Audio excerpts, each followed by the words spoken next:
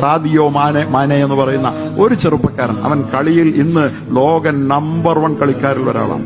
ഒരു 3-5 കളിക്കാരെ എടുത്താൽ സാദിയോ മാനോ എന്ന സെനഗലിന്റെ കളിക്കാരൻ അവന് കിട്ടി. അവന്റെ പൊട്ടിപ്പൊളിഞ്ഞ മൊബൈലുമായിട്ട് എയർപോർട്ടിൽ വന്നിറങ്ങിയപ്പോ മാധ്യമങ്ങളുടെ ശ്രദ്ധ അവിടെ തിരിഞ്ഞു. അവനോട് ചോദിച്ചു, ഒരു ബില്യണറായ താങ്കൾ, ആ കളിയിൽ നിന്ന് അവന് കിട്ടുന്നത് ഒരു വർഷം കിട്ടുന്നത് 100 കോടിയോളം രൂപയാണ്. 80 കോടി എന്നാണ് ഇപ്പോൾ ഞാൻ ഇത് കേട്ടത്. ഒരു വർഷം കിട്ടുന്നത്.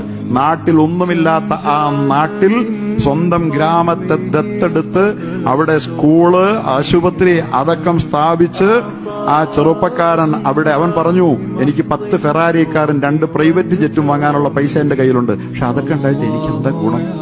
എന്റെ കയ്യിൽ 10 ഫെറാരി ഉണ്ടായിട്ട് ഒന്നിലല്ലേ ഞാൻ ഒരു സമയത്ത് സഞ്ചരിക്കുള്ളൂ, അല്ലേ? 2 പ്ലേറ്റ് ഉണ്ടാക്കാൻ എനിക്ക് പറ്റും. പക്ഷെ അതൊക്കെ ഉണ്ടായിട്ട് എന്താ കാര്യം? പൊളിഞ്ഞ മൊബൈൽ കണ്ട് നിങ്ങൾ എന്നെ പരിഹസിക്കണ്ട. ഞാൻ എന്റെ പണം കൊണ്ട് അർത്ഥവത്തായ പണികൾ എന്റെ രാജ്യത്ത്. ഇന്ന് ലോകത്ത്